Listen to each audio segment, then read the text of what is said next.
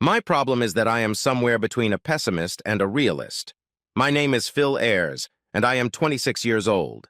I love women and have dated them since high school and college. I have had sex with many women. My problem is that I can't bring myself to trust them.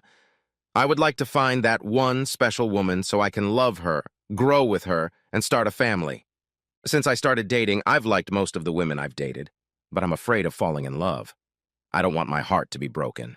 I'm terrible at explaining myself. Perhaps I should start from the beginning.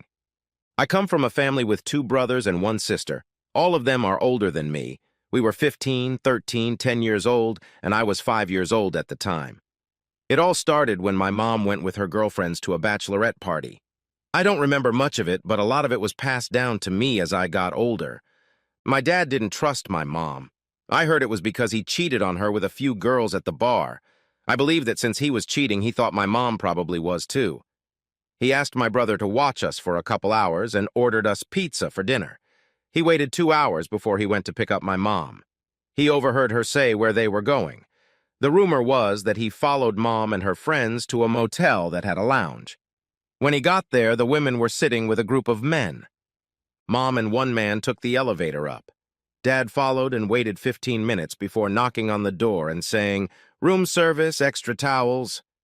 The man opened the door and Dad saw Mom naked on the bed. He hit the man in the head with a right cross. The man fell down and Dad kicked him in the gonads. Mom screamed. Security showed up and arrested Dad. The mom came home in a cab and the dad went to the police station where he was detained overnight. The man did not press charges because he was also married and simply told his wife that he had gotten into a fight. The next day, Mom and Dad had a big fight and Dad went to a lawyer and filed for divorce. They both stayed in the house, but Dad lived in the basement. Our house was very unhappy, but we all survived. After the divorce, Dad moved into a 1-bedroom apartment. It was only a block away, so we kids could visit him any time. The funny thing is, my parents still loved each other. Both my dad and mom attended our family gatherings and treated each other with respect. They also attended most of our school events. Neither of them ever remarried, but I heard that they dated other people. My older brother Alan was 22 years old when he met a girl named Beth. They talked about how much they loved each other, and Alan asked for her hand in marriage. They seemed like the perfect couple, hugging and kissing all the time. They had a daughter, the sweetest creature. She was my niece. Beth wanted to go to the 5-year reunion. Alan had to work that day, so Beth went alone. She was mad at Alan for not taking the day off. Alan felt bad about not being there for her, so he asked to be let off from work after half a day. He worked the day shift. His mom was babysitting at her house, so Alan came home, cleaned up, and went to surprise Beth at the reunion. He found Beth hugging and kissing her former high school boyfriend. No one in attendance knew Alan, so he didn't have to hide. He watched as her ex-boyfriend groped her, running his hands under her dress. He watched him pull down her panties, and she smiled. That's when she saw him for the first time and screamed, "Alan, what are you doing here?" The big question is, why is he holding your panties? Don't come home tonight. Mommy's having a baby. As for you, buddy, if I see you again, we're going to be going around in circles. Everyone around them in the hall heard everything. Beth yelled for Alan to wait, but it was too late. Beth and her friend became the topic of discussion at the reunion. Alan went to a lawyer, and 3 months later, they were divorced. They hadn't been married a year, so they had nothing to share. They rented an apartment, and Alan let her stay there. He just had to pay child support. He could see the baby as often as he wanted. Beth wanted him back, but so far it hadn't happened. Charlie, my other brother, was an ordinary guy. He went to college and went on dates. He ended up with a good-looking woman. He worked at a lumber mill, and she worked as a secretary. They moved in together, and their lives seemed happy. They seemed like the perfect couple. They dated for 2 years before he asked her to marry him. After the birth of their second child, his wife stopped working to stay at home. When both children went to school, Dana decided to go back to work. After 6 months, it was as if Dana had changed. She started dressing sexier to work and staying late more often. Charlie sensed something was wrong because their sex life had greatly diminished. Of course, he thought it had a lot to do with taking care of the kids. Dana mentioned that she had a sleepover coming up on Friday. She and another secretary had to go to a business meeting, and it was too late to drive home. She would be home on Saturday. She and Dolores, the other secretary, would be staying in one room, and the two bosses, Art and Bob, would be staying in the other room. He told her he didn't like the idea, but didn't stop her. She replied that he didn't trust her, even though she had never done anything wrong. Immediately after work, she went to Dayton. Dana's mother was watching the kids, so after coming home from work, Charlie decided to go to Dayton. It might have made Dana angry, but he couldn't sit at home and wonder what was going on. He hoped he was wrong. He got to the hotel around 8 o'clock. Then he checked at the front desk to see which rooms the men were staying in. Since he had given the names of the men, the girl working there told him the room numbers. Charlie decided to go to the lounge and order a drink before doing anything else. He saw Dana with two men and another woman in a booth near the back entrance. He took his drink and moved to a small table where they couldn't see him. Around 9 o'clock, they all got up and walked to the elevators. Charlie followed them 20 minutes later and headed for one of the two rooms. He knocked and hoped for the best. The door was opened by Dolores. He didn't know her by name, but she was with Dana. Behind her back, taking off his shirt, stood one of the two men. "I'm sorry, I must have the wrong room." Charlie was afraid his suspicions had been justified. He knocked lightly on the other door, and the man opened it slightly. "Can I help you?" "Yes, I'd like to speak to my wife." Charlie pushed the door open and saw Dana grab a blanket to cover herself. "Charlie, what are you doing here?" "Are you hiding your naked body?" asked Charlie. "I'm checking on my cheating wife. The kids are with your mother. I suggest you don't come home for a couple days. I'll be out of the house by Monday. It's all yours. Bob or Art, whoever you are, I'll contact your employer. You two have a nice evening." The man retreated to the door, raising his hand and clenching it into a fist. "Don't be a fool, asshole! I'll send you out the second Tuesday of next week. If I ever see you again, I'll probably do it anyway. Right now, you're not worth going to jail over." Boiling with anger, Charlie drove home. The adrenaline was more than enough to keep him awake. Dana called his cell phone half a dozen times, leaving messages. He hadn't read any of them. By the time Charlie got home, it was deep morning. He rested for a couple hours and then started packing up all his things. When he was finished, he left her a note telling her that he wasn't interested in any of her excuses and was contacting a lawyer. 6 months later, they divorced. My sister Sue had been married twice before. At the age of 21, she married a real estate agent. He was a pretty slick conversationalist and probably talked her out of her pants. Anyway, she got pregnant and Roger said he was going to marry her. He told my father that he was in love with her. They seemed happy, but 3 years later, she got pregnant with her second child. During her pregnancy, she walked into his office and caught him having sex with his assistant. During the divorce, Roger said he thought Sue had cheated on him, too. The baby was born the following month, and Roger requested DNA testing for both children. The test results showed that the first child, a girl, was his. The second child, a boy, was not his. This meant he only had to pay child support for one child. Sue said she had sex with an ex-boyfriend she had before she met Roger. According to her, she still loved him and called him to tell him about the baby. He was happy about it and said he had always loved Sue. They ended up getting married shortly after her divorce from Roger was final. This brings me back to the question of why I am afraid to get married. It's like my family has been spoiled. All of their marriages looked like they would last a lifetime. Of course, I didn't believe in witchcraft, but there had to be something special for a marriage to last. I've been an insurance agent for 5 years now. I own the agency, which is unusual for a guy my age. I have 4 agents working for me. I also have a secretary, but I've never dated any of the women in my office. I did have a longtime friend, Mary, who was the kind of person who lived in the neighborhood. She literally lived next door to my family. I think she was the closest thing to a buddy of mine. She was a year younger than me and was a tomboy. I was always a bit of a wimp as a kid. I hardly ever played sports. I played the piano and later learned the guitar. Kids at school would push me around and Mary started to fight me. In middle school, I asked my dad if I could join a gym. I started taking bodybuilding classes and went to them for the next 7 years. I didn't want relief muscles, but six-pack abs. In high school, Mary and I didn't socialize much. She played all the girls' sports. We were still friends, but we weren't as close. I still considered her my friend and tried to attend most of her games. She played softball, basketball, volleyball, and participated in track and field. Needless to say, she was very popular. I started dating her my senior year of high school. I asked Mary if she wanted to go to the prom. She said she was going with John Manning. He had invited her 3 weeks before.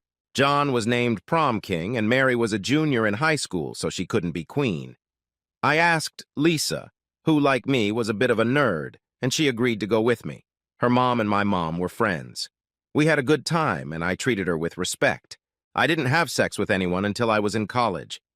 I was a business management major and only had 2 years to study. I wanted to go away to college to get away from my family. I loved them all, but I needed to be alone. I came home for Mary's graduation. What a party it was.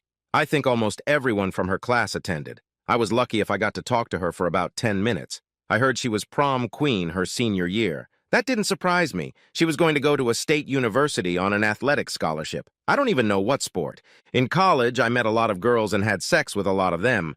I started coming out of my shell and became a little popular. The girls seemed to like that I was a little shy and played the piano. At different parties, they would ask me to play. Some of the girls told me they were looking for the right man. Something told me that a marriage with any of them would not last. I stopped looking for that special woman. I decided that if it was meant to be, it would happen on its own. I talked to many women about their wants and needs. Some of them seemed genuine, but I think most were just telling me what they thought I wanted to hear. I was a few years out of college, was in the office, and then the receptionist called me and said a client wanted to see me. I asked her if any of the other agents were available, but I was the one the client asked for. I told her to send her over. I got up to greet the client and was shocked to see Mary. I have to admit that I was shocked. "Mary, it's so good to see you. I haven't seen you since prom night. What can I do for you?" "Well, Phil, I graduated from college and now work as a teacher at a local school. I bought a car and thought of you when it came to insurance." My stomach rumbled, and for some reason I got nervous. "No problem. We can take care of that." I made her sit down and filled out the form, taking her information. She looked even more beautiful than I remembered. Finished with her business, I asked her if she had time to have lunch and talk about old times. She smiled and said she was starting school starting Monday, but didn't know if she should. She was seeing someone. "Mary, it's just lunch with an old friend. It's just been so long since I've seen you." "Okay, but I'll drive myself and meet you there. I'm so happy to see you again." We decided to meet at a restaurant near the office. Parking the cars, I opened her door. She smiled as she got out of the car and we walked inside. We sat in a booth against the back wall. We both ordered coffee and she asked me to speak first. "Mary, you were always my buddy and friend while we were growing up. When we moved on to middle school and then high school, you played all the sports. I was so proud of you. I attended almost all of your games." "I didn't realize you went to them. I thought I saw you a couple times, but I wasn't sure. Why didn't you come and talk to me?" "You were out of my league. You belonged to the elite part of the school. I didn't want to embarrass you. I was more of a geek squad at the time. I think it's safe to say now that I had a crush on you all through high school." "I can't believe you didn't come and talk to me. You've always been my friend." "I asked you to prom, but you already had a date. I saw you there. You looked so beautiful. My first date was with Lisa Allen, and I had a good time. I remember kissing her when I walked her home. I thought of you when I kissed her. The next week, I found out she was dating a jock, and he bragged about having sex with her. I felt a little silly. The next year, I went to your graduation. I heard you were the homecoming queen. That didn't surprise me. I remember you kissed me lightly when saying goodbye. I'll never forget that. Now it's your turn to tell me something. You seem to know everything I did in school.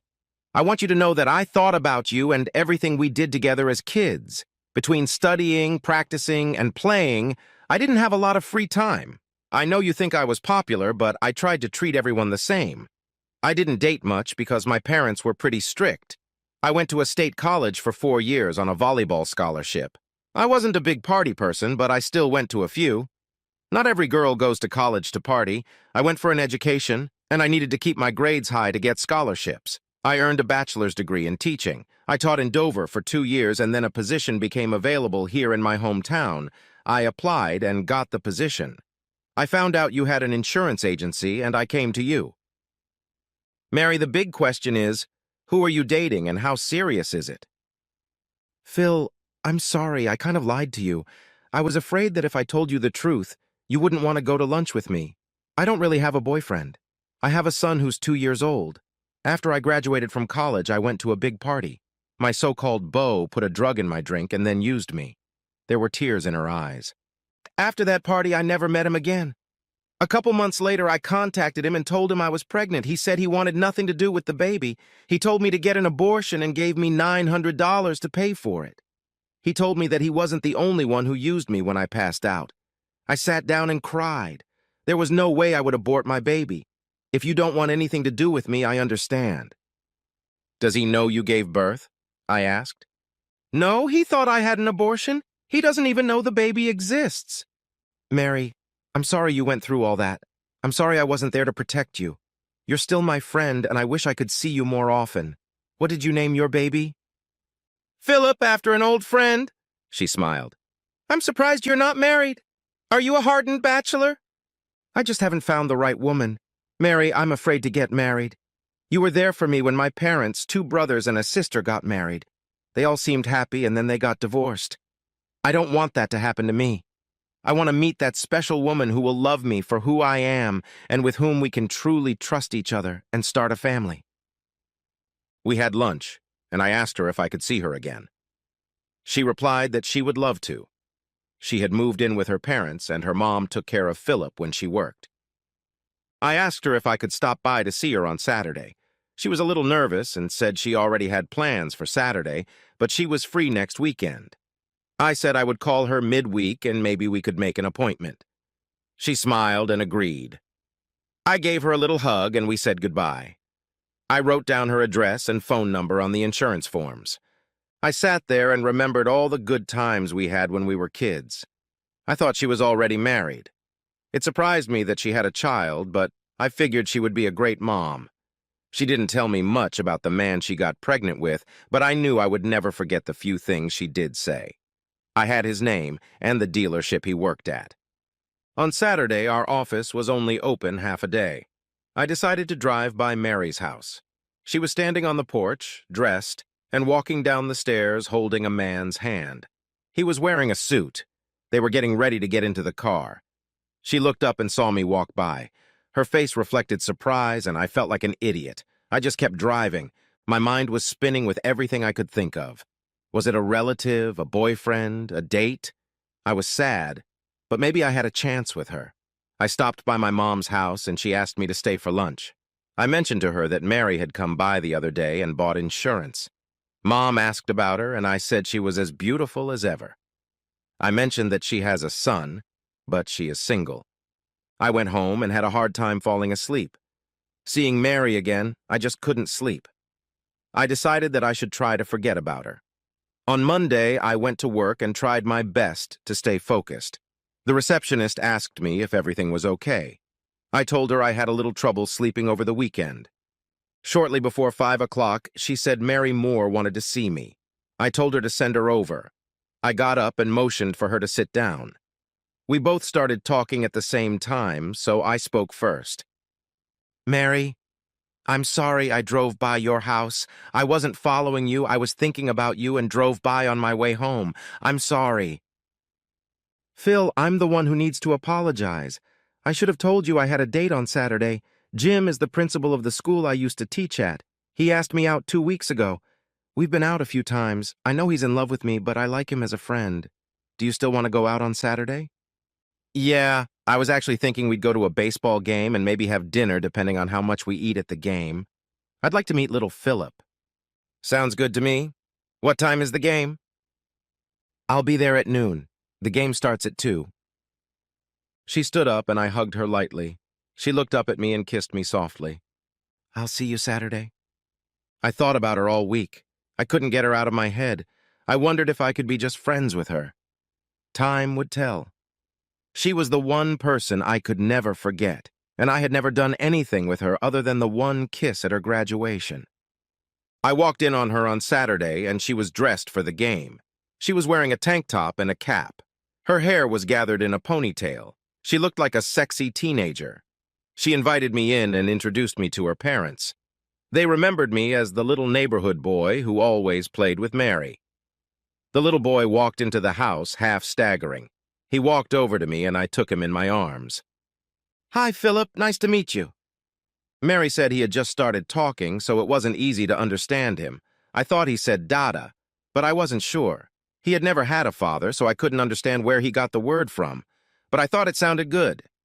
She took it and kissed him on the cheek, then handed it to my mom. Then we left for the game. Mary said Philip used to call her father Dada, and since I was a guy, he called me the same thing. He didn't know many words. She was fun to be with. We got a hot dog and a drink. We decided we would go out to eat afterward. It was like we were old friends again. I didn't want this to happen, but my feelings for her were coming back. I took her hand, but she didn't stop me. She just smiled. I bought Philip a t-shirt and a Nerf ball. Mary said I shouldn't do that, but I told her I wanted to. We went to a restaurant that I knew had good food. We ordered mixed drinks and dinner. The owner of the restaurant came over and asked if I would play a couple numbers for them on the piano. They had a band coming in, but it wouldn't start playing until an hour or so later. The restaurant wasn't crowded much as the game was over. I looked at Mary, and she said she would love to hear me play. They changed our table to the one near the stage. They brought drinks, but said they would hold our dinner until we were ready for it. The manager took the microphone and said they would be honored to have Phil Ayers play a few songs on the piano for them to listen to. I asked Mary if she wanted to hear anything special. She replied that anything would do. I played a few of my old favorite songs. When I was done, I took the microphone and said that my last number was for a very special friend. I looked at Mary and played You Don't Know Me by Willie Nelson and Ray Charles. You hold out your hand to me and say hello. And I can barely speak, my heart is beating so hard. And anyone can tell that you think you know me well, but you don't know me. I put everything I had into this song. Tears came to my eyes as I sang it.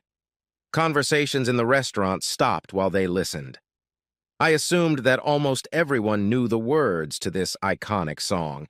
After all, I had never known the art of making love.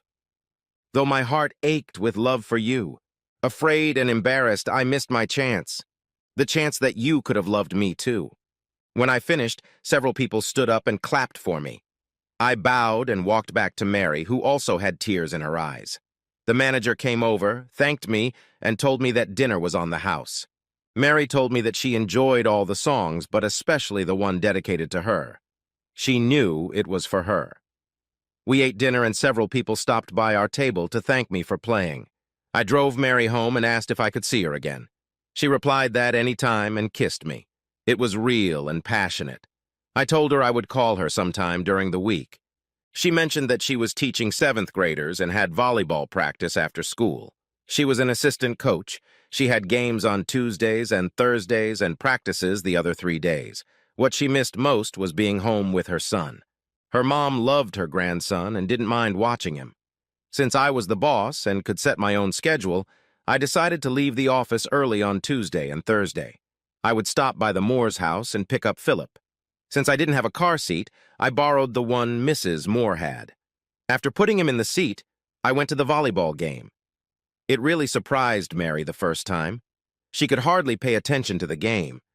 After the first time, she got used to it. Philip liked to sit next to me and watch the game. When he got tired, he would climb into my lap and take a nap. I loved this little guy almost as much as I loved his mother. I just wasn't sure we were going to get married. We actually kissed, but we didn't do anything else. That's why I thought I loved her so much. Just being with her made me happy. After the game, I always took him to his grandmother's house. One Friday, when I got to their house, Mary's mom looked a little nervous.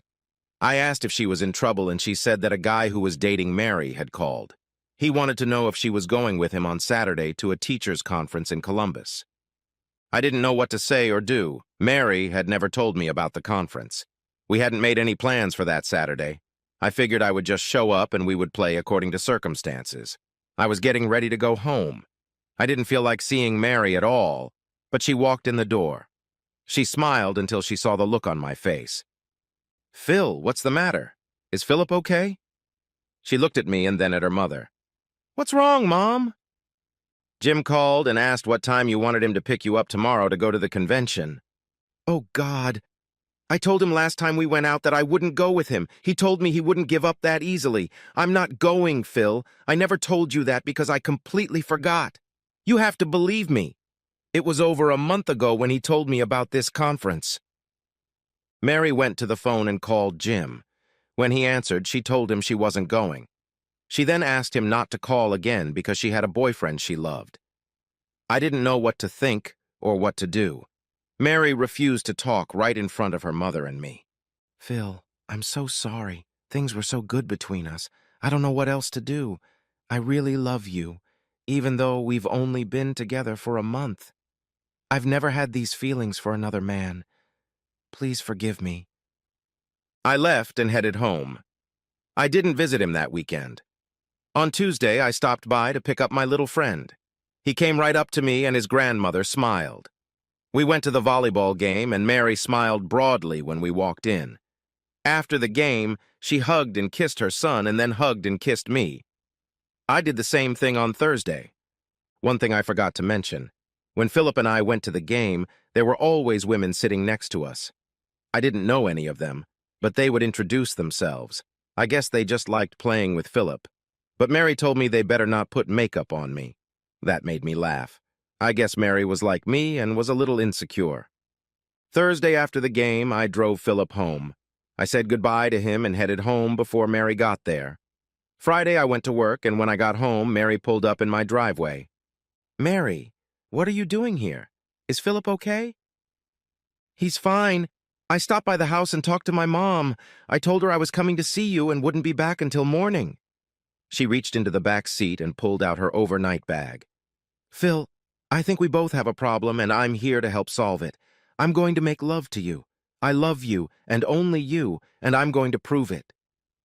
We went inside, and I ordered Chinese takeout. After eating, we drank some wine, sat on the couch, and started fucking. I had already gotten to second base when Mary got up and took me into the bedroom. I undressed her and then took off my clothes. She moved to the middle of the bed, and we kissed many times. She was the first woman I had ever given everything I had to. I rolled off her to catch my breath. I had never had such strong feelings for a woman. She rolled over onto her side and snuggled up against me.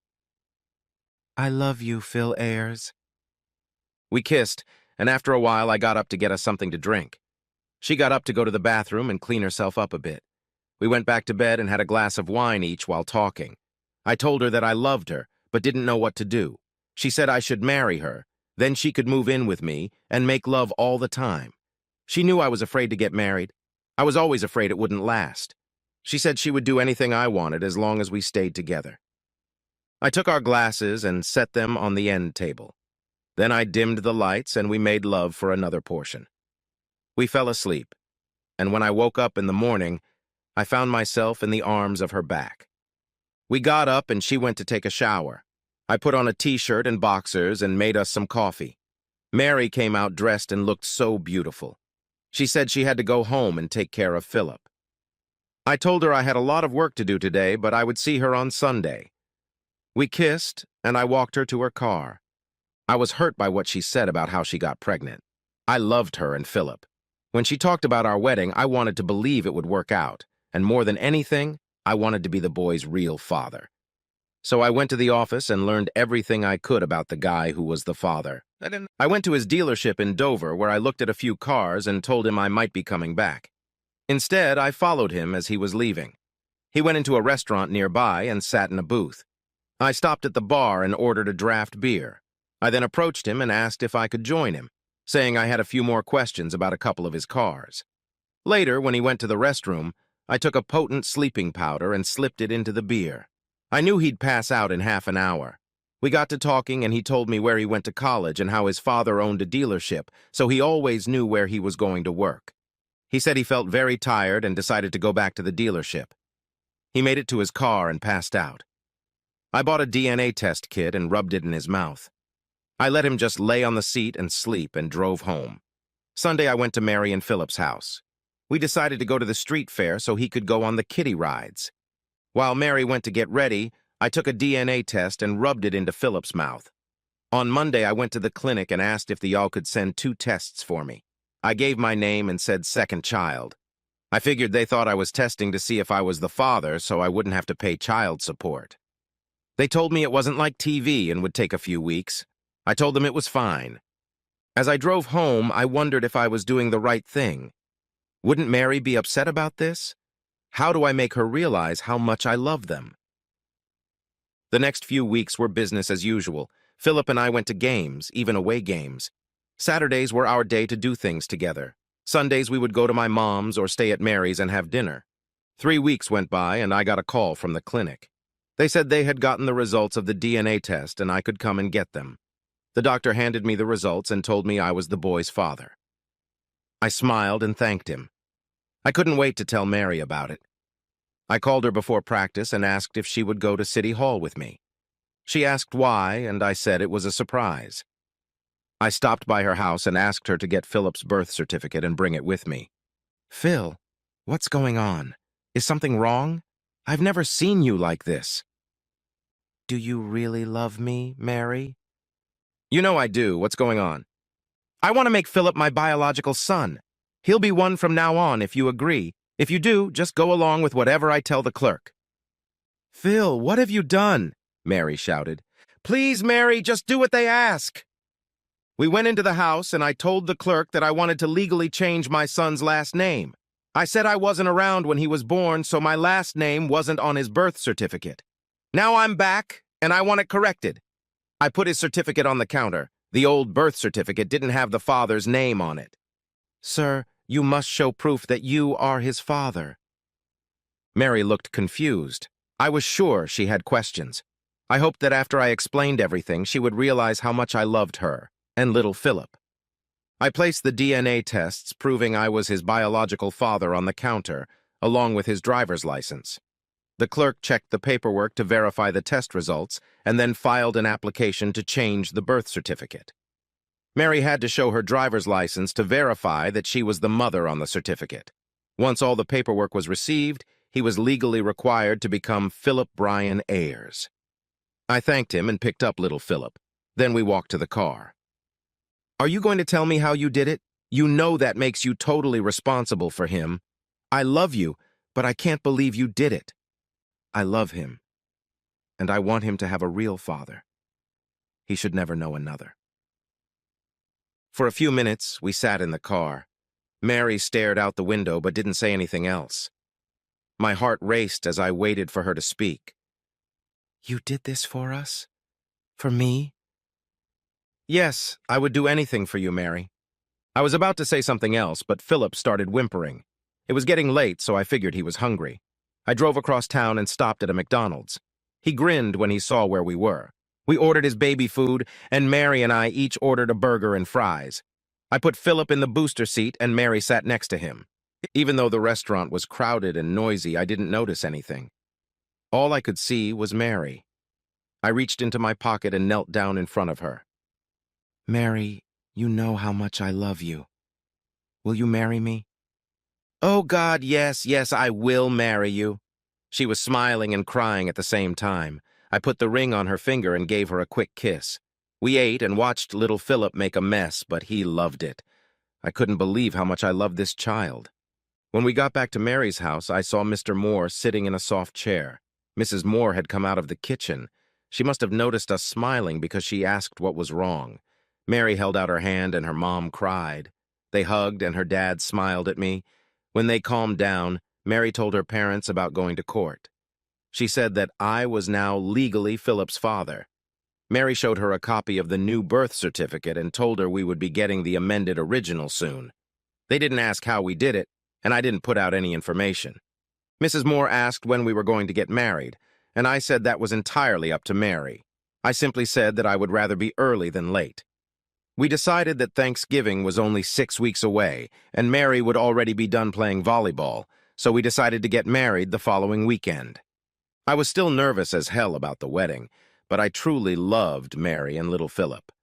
I told Mary that I would make a short list of people I would invite. I didn't want to send out a bunch of invitations. Mary said she would do the same. Mary said she invited some teachers she was friends with and 2 aunts and their family on her mother's side. On her father's side, she invited his brother and their family. I invited the office staff, my two brothers and my sister and their families. When I invited my mom and dad, they said they would come together and were very happy for us. I was so afraid something would go wrong, but Mary kept me grounded on our love for each other. I asked my dad to be best man, and he said he would be happy to. Mary asked her mom to be the matron of honor since she was also her best friend. I asked my brother Alan if his daughter could be our flower girl, and he said he would ask his ex-wife. He then surprised me and said he would bring Beth as a bridesmaid. I invited my brother Charlie, and he was very happy for me. He asked if it was okay to invite Dana, his ex-wife. I told him that was fine. That's how I got to my sister Sue. I asked her if her son Benny could be my ring bearer. Philip was still too young. She said she could, and that she and her husband Richard would be there. I talked to Mary and told her about my family coming. My divorced parents were getting together. My brother Alan was bringing his ex-wife Beth, and my brother Charlie was bringing his ex-wife Dana. And Sue was coming with Richard, her second husband. They all brought their families. Mary looked at me and kissed me.